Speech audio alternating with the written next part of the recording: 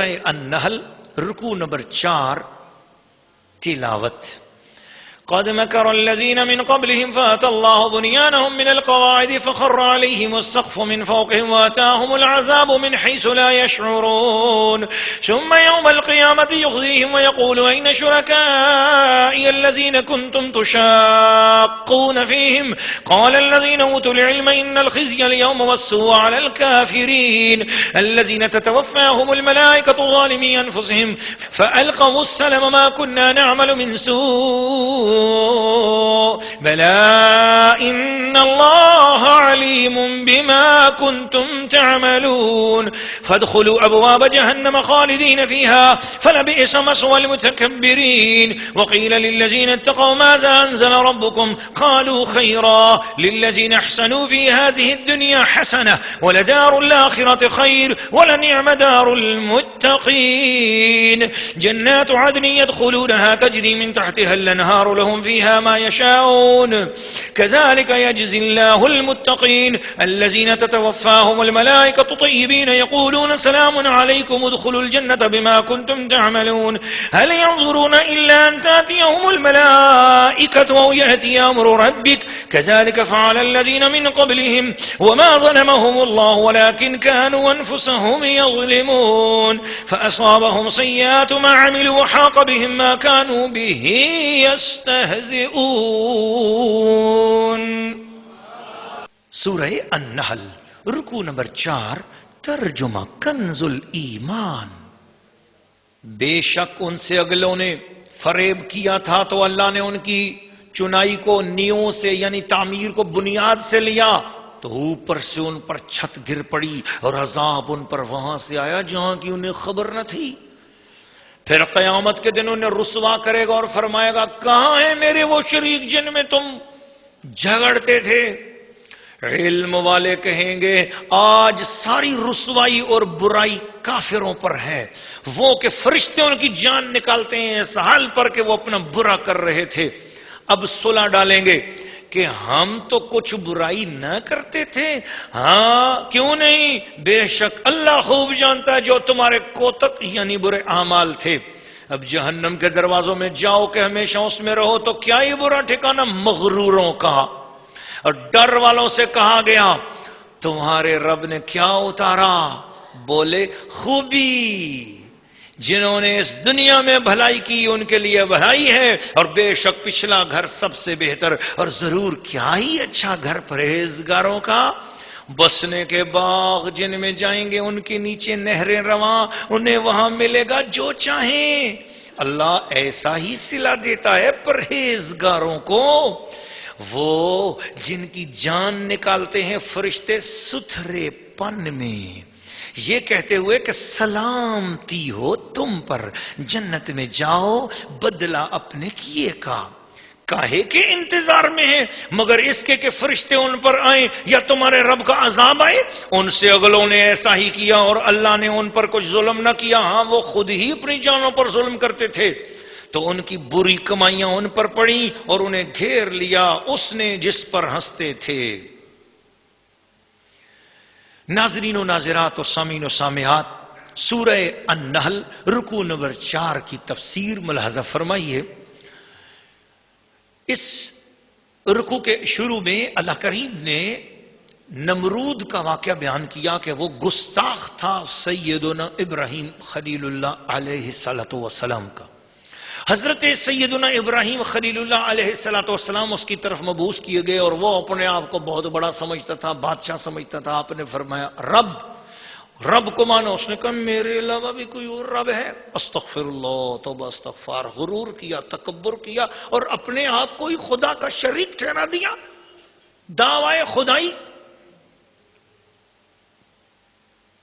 ایک تو یہ ہوتا ہے نا کہ بندہ کسی دوسری چیز کو رب کا شریک ٹھہرائے, اور ایک یہ ہے کہ بندہ خود ہی کہنے لگا میں ہی خدا ہوں. استغفر اللہ, نعوذ باللہ من ذالک. بیک وقت کفر بھی, بیک وقت شرک بھی اور اللہ کے پیارے رسول کی گستاخی بھی. اس نے کیا کیا تکبر میں آ کر؟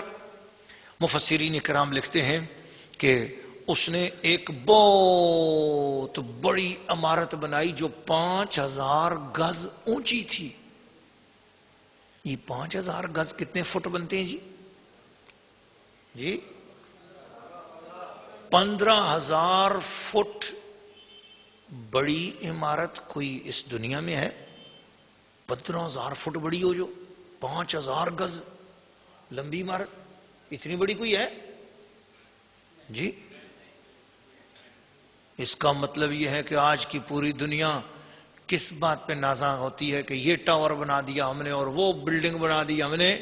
چاہے عرب میں ہو یا عجم میں ہو، بلڈنگیں بنانے والوں تم کیا بلڈنگ بناؤ گے؟ تم سے پہلے نمرود بڑی بلڈنگ بنا چکا، 5,000 گز بڑی بلڈنگ ہے. کسی کے پاس اتنی طاقت، اتنی دولت، اتنی بڑی بلڈنگ بنائی اس نے کہ اس بلڈنگ پہ چڑھ کر میں ابراہیم کے خدا کو دیکھتا ہوں، اس کا مقابلہ کرتا ہوں. اس میں چڑھ کر اس نے تیر مارنا چاہا. اللہ اکبر. ان کا حال ایسا ہوا کہ فرمایا کہ مفسرین اکرام نے اتنی اونچی اس نے جب بلڈنگ بنائی تو وہ جب بلڈنگ بن گئی اللہ پاک نے ہوا کو حکم دیا کہ خدمت بجا لا آج ہماری. یہ دشمن بن گیا ہے، میرے نبی کی دشمنی کرتا ہے، میرے نبی کی تعلیم کو نہیں مانا اس نے، چل نبی کی نوکری کر. ہوا آگے بڑھی اور ہوا نے اس گستاخ کا مقابلہ کیا، اس کی بلڈنگ کو ایک دم گرا دیا. نیچے کھڑے تھے اوپر چڑھنے کے لیے، اوپر سے وہ پوری کی پوری بلڈنگ ان کے اوپر آ کر گر پڑی. گویا پتہ یہ چلا کہ نمرود نے تکبر کیا، اور تکبر والے کی جان بڑی مشکل سے نکلتی ہے، یہ یاد رکھ لینا. کس سے نکلی جان اس کی؟ اللہ پاک نے اس کے ناک میں ایک مچھر گھسا دیا، وہ مچھر اندر جا کے دماغ میں بیٹھ گیا اور وہاں لڑتا تھا، ڈستا تھا اس کو. اب اس نے بڑے بڑے حکیموں سے علاج کروایا کہ میرا کچھ کرو. حکیموں نے کہا جناب اس کا اور کوئی علاج نہیں، ایک زوردار جوتا آپ کو لگے گا، تو وہ جوتا اگر آپ کھانا چاہیں تو پھر یہی، اس کے علاوہ علاج نہیں ہے. اس نے کہا یار مجھے بڑی تکلیف ہو رہی ہے، مارو یار جوتا. اب وہ جو اپنی قوم سے سجدے کرواتا تھا، رب کے مقابلے کر رہا تھا، اب وہی قوم اس کو جوتے مار رہی ہے اور وہ بڑا سکون پا رہا ہے.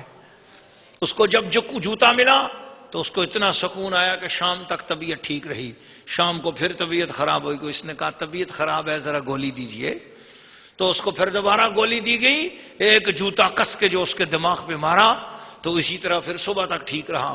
یوں صبح شام اس کو جوتے پڑتے رہے. جوتے کھاتے کھاتے کھاتے کھاتے 2 سال جوتے پڑے، تب جا کر اس کی جان نکلی. تو پتا چلا جو تکبر کرتا ہے اس کی جان بڑی مشکل سے نکلتی ہے، لیکن جو ایمان والا ہو جائے، جو نبی کو دل دے دے، جو اللہ کی توحید کو مان لے، جو نبی کی رسالت کو اپنے سینے میں رکھ لے، اس کا کام کیا ہوتا ہے؟ فرمایا ملائکہ اس کے پاس آتے ہیں، الذین تتوفاہم الملائکۃ طیبین. ایمان والے اور ایسے لوگوں کے پاس فرشتے آتے ہیں، بڑے ستھرے پن میں آتے ہیں، خوشبوئیں لگی ہوتی ہیں، خوبصورت صورت ہوتی ہے، اور آ کر ان کے سامنے کہتے ہیں یقولون سلام علیکم.